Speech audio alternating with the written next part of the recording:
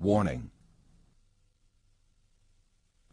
The subject of this film you are about to watch reveals a crucial secret of your life. You should watch it very attentively, for it concerns a subject that is liable to make fundamental changes in your outlook on the material world. The content of this film is not just a different approach or a philosophical thought. It is a fact which is also proven by science today.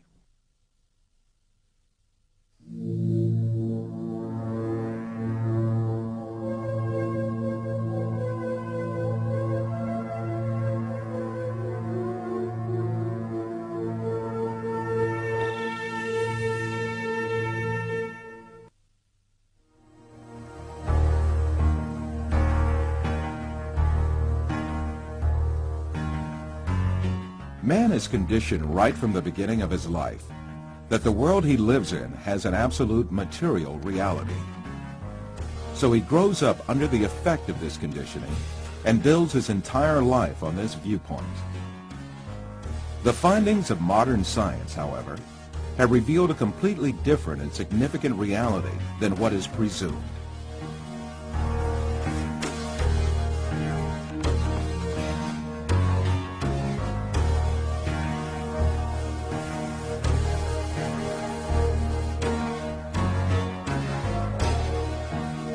All the information that we have about the external world is conveyed to us by our five senses.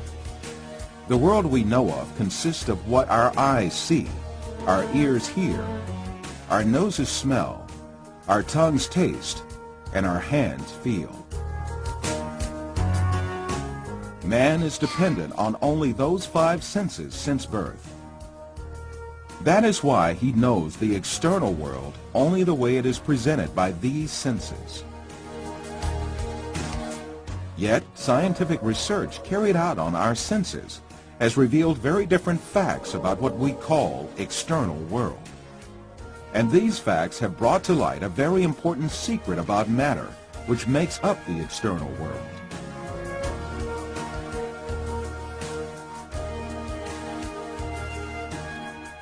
Contemporary thinker Frederick Vester explains the point that science has reached on this subject. Statements of some scientists posing that man is an image, everything experienced is temporary and deceptive, and this universe is a shadow, seems to be proven by science in our day. In order to better grasp this secret behind matter, let us be reminded of our information about our sense of sight, which provides us with the most extensive information about the external world.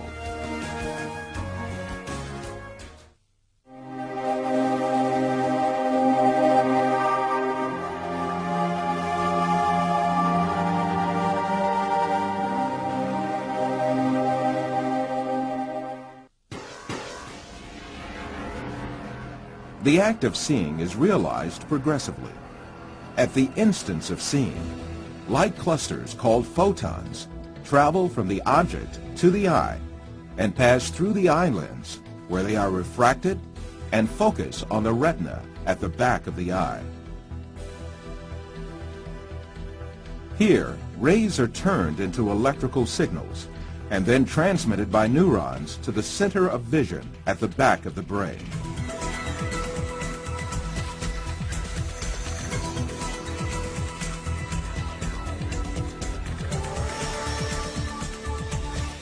The act of seeing actually takes place in this center in the brain.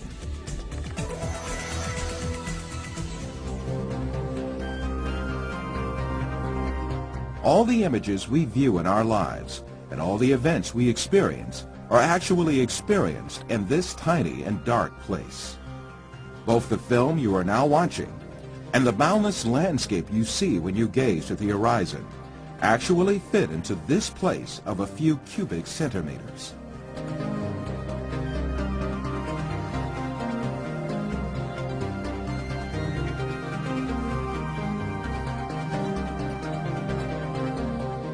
Now, let us reconsider this information more carefully. When we say we see, we actually see the effect the rays reaching our eyes form in our brain by being converted into electric signals. When we say we see, we actually observe the electrical signals in our brain.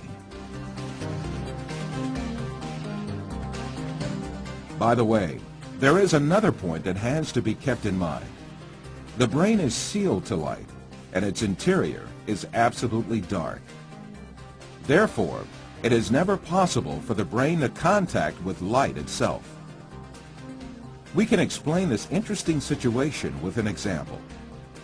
Let us suppose that in front of us there is a burning candle, and we view its light. During this period, when we view the candle's light, the inside of our skull and our brain are in absolute darkness. The light of the candle never illuminates our brain and our center of vision. However, we watch a colorful and bright world inside our dark brain.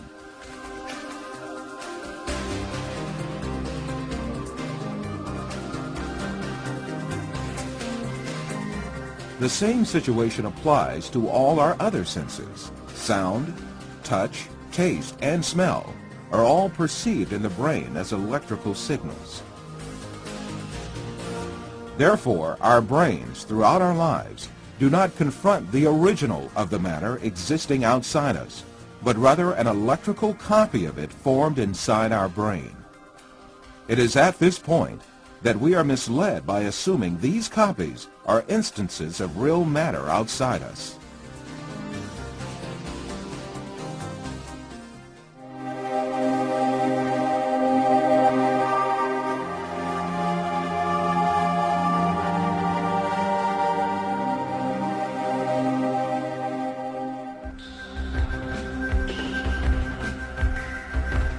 These physical facts make us come to an indisputable conclusion. Everything we see, touch, hear, and perceive is matter. The world, or the universe, is only electrical signals in our brain.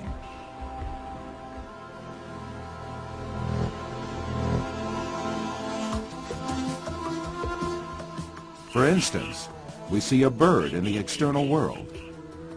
In reality, this bird is not in the external world, but in our brain. The light particles reflecting from the bird reach our eye, and there they are converted into electrical signals. These signals are transmitted by neurons to the center of vision in the brain.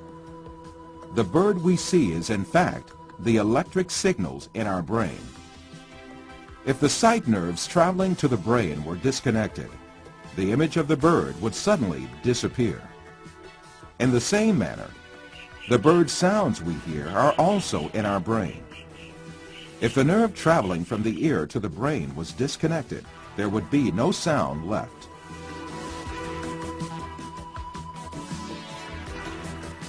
Put simply, the bird, the shape of which we see, and the sound of which we hear, is nothing but the brain's interpretation of electrical signals.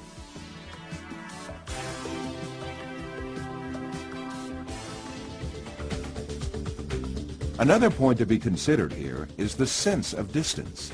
For example, the distance between you and this screen is nothing but a feeling of space formed in your brain. Also, objects that seem to be very distant in one person's view are actually images clustered at one spot in the brain.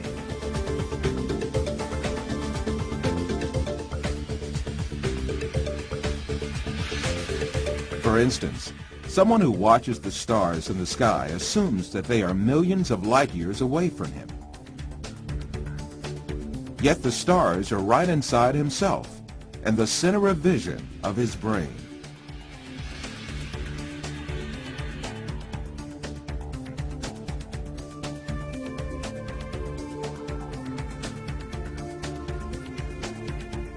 While you watch this film, you are in truth not inside the room you assume yourself to be in. On the contrary, the room is inside you. Your seeing your body makes you think that you are inside of it. However, you must remember that your body, too, is an image formed inside your brain.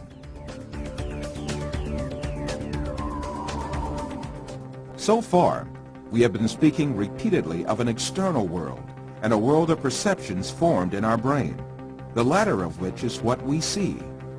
However, Since we can never actually reach the external world, how can we be sure that such a world really exists? Definitely we cannot. The only reality we cope with is the world of perceptions we live within our minds.